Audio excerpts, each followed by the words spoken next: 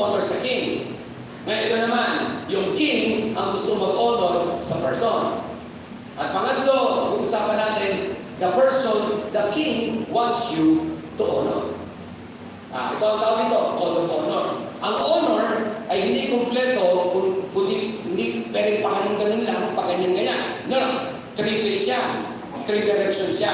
Right? Let's understand kingdom honoring. Right? Are you with me? Let's go to the first point. The person who honors the king. Alam ko na tayo dito, mahal ko si Lord. Sino ito nagsasabing mahal ko talaga si Lord? Alam ko naman dito kahit nagkakasala ka, I know that you know and I know that you know that you know that in your heart that you still love God even if nagkakamali. Tama? Tama? Look at this, lahat tayo nagkakamali.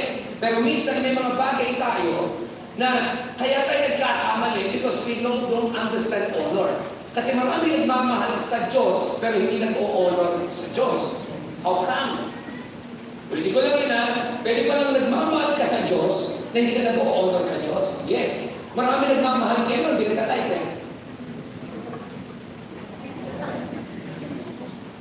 Walang pausap. Nayuko nga yung iba Totoo yun di ba? Marami na nagmamahal kayo nun, hindi ka nagsaserve Kaya, we're not going to talk about ang issue kung nagmamahal ka kay Lord. Ang tanong, nag-o-honor ka ba kay Lord? Kasi kung nagmamahal ka sa Diyos, given yan. Mahal mo si Lord, mahal ka ni Lord. Ang tanong, ino-honor mo ba si Lord? At napansin ko ito, pag si Lord na-honor mo, in return si Lord, i-honor ka.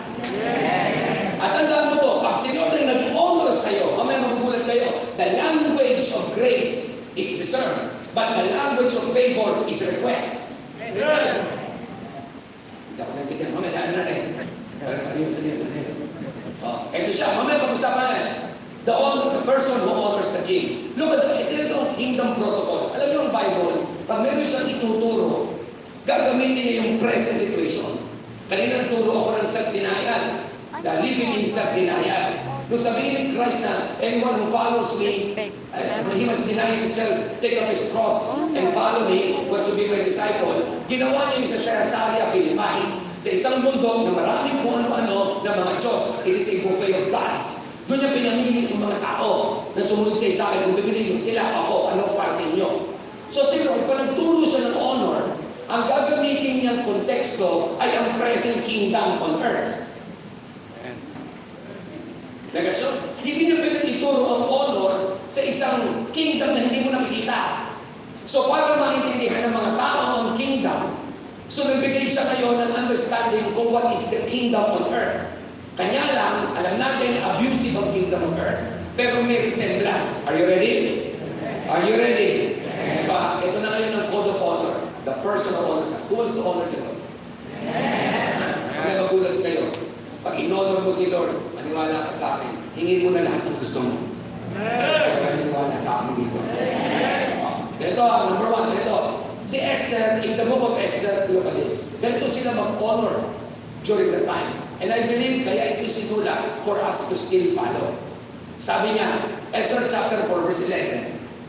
And all the king's servants and the people of the king provinces know na that if any man or woman goes to the king inside the inner court without being called, there is but one law to be put. Ano yung law? To be put to death.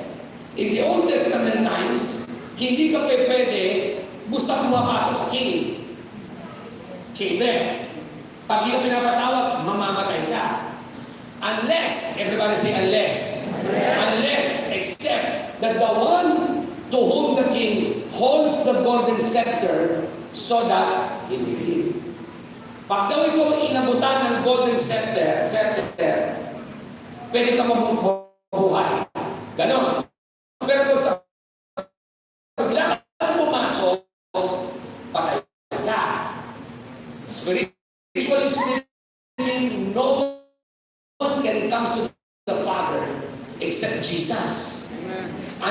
Unless there is Jesus,